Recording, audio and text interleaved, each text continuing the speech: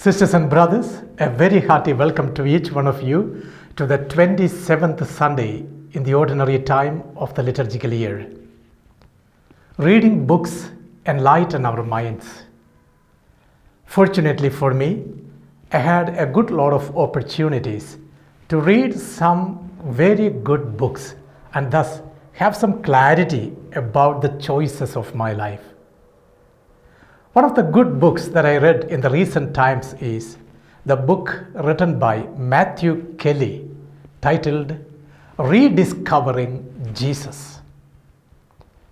This particular book to a great extent provoked me as well. Matthew Kelly, in the prologue to this book, mentions clearly why he wrote this book, or rather, what made him to write this book. He says, once as he was traveling towards the airport to catch a flight towards another destination, he was in the cab traveling, and as he was traveling, he saw on the right side of the road a woman selling vegetables and fruits. And he noticed very clearly that the woman was fumbling with her hands over the fruits and vegetables. To that extent, many of them fell down, and she was struggling to collect them back. Kelly asked the cabin driver to stop the vehicle. He got out of the cab, went to this woman, collected the vegetables and the fruits, placed them back on the cart, and then suddenly the woman, fumbling her hand, caught hold of the hand of Kelly and asked him a very shocking question. Are you Jesus Christ?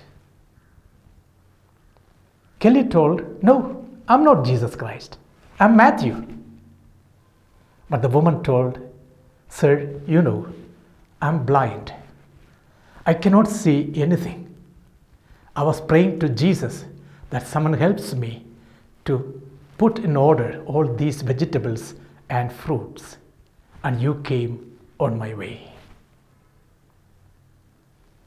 As Matthew Kelly traveled again further to the airport, unfortunately for him, as he reached there, he found his flight was already off.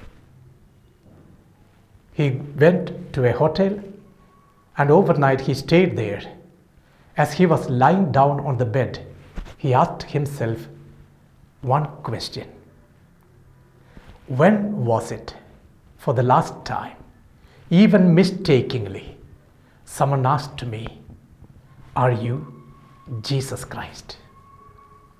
When was it for the last time, even mistakenly, someone asked me, are you Jesus Christ? Yes, my sisters and brothers, this kind of God experience, which makes me to realize who I really am and where I stand today, will help us to understand the nuances of the readings that we are encountering today.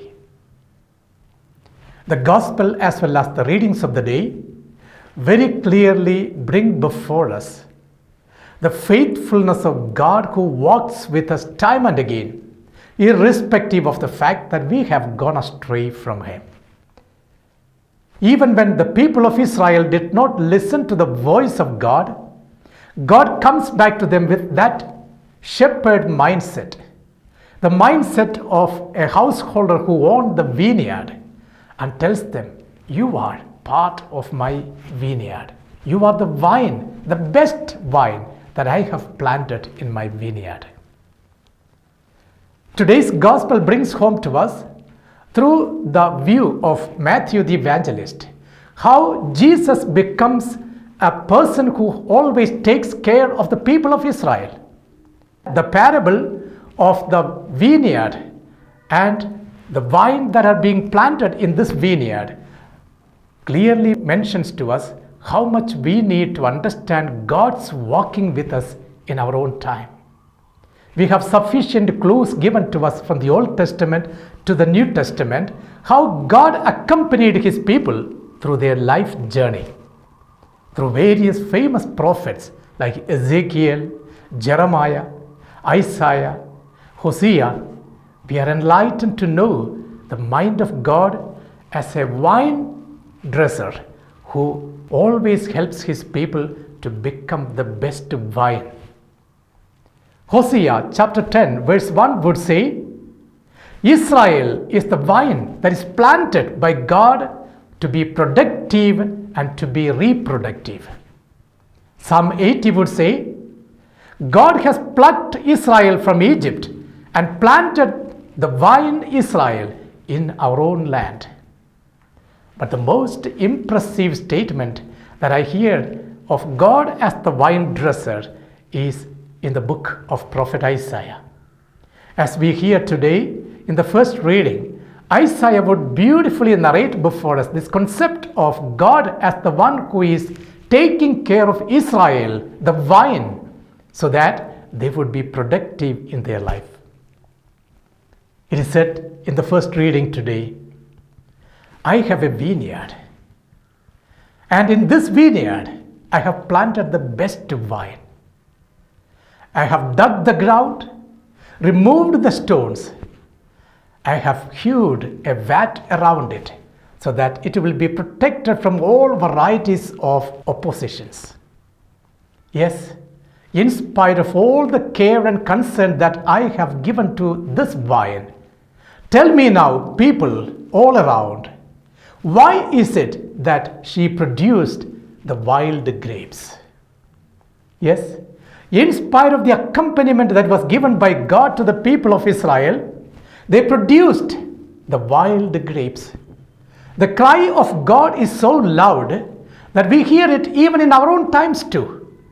I believe personally, my sisters and brothers, history is not merely a narrative of an event that happened once upon a time, but it is an event relived once again in our time, making it more relevant for us to understand the value of the book, the Bible. How our God is a God who walked with us.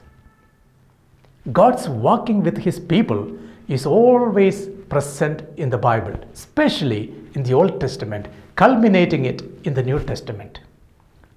Starting from the Garden of Eden, God walked with the people, Adam and Eve, asking them some fundamental questions. Where are you? Even to their progeny, where is your brother?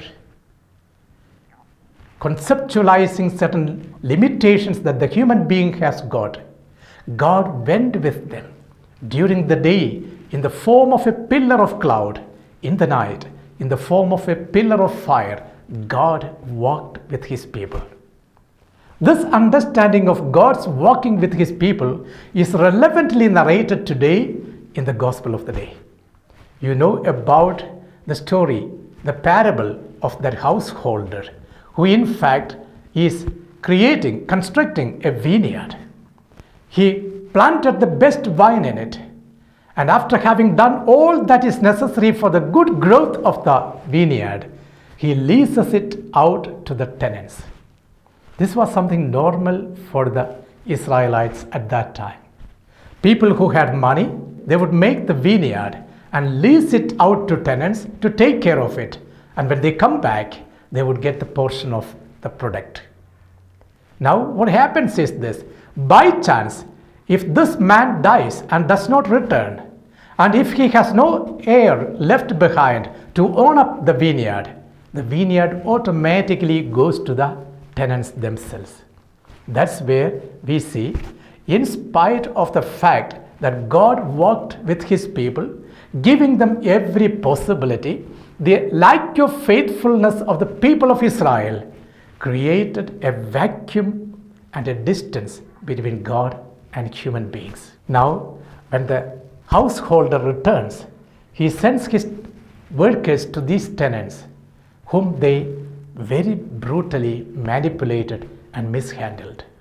Later, when he understood that his workers would not be respected by these tenants, he sends his own son to ask for the due.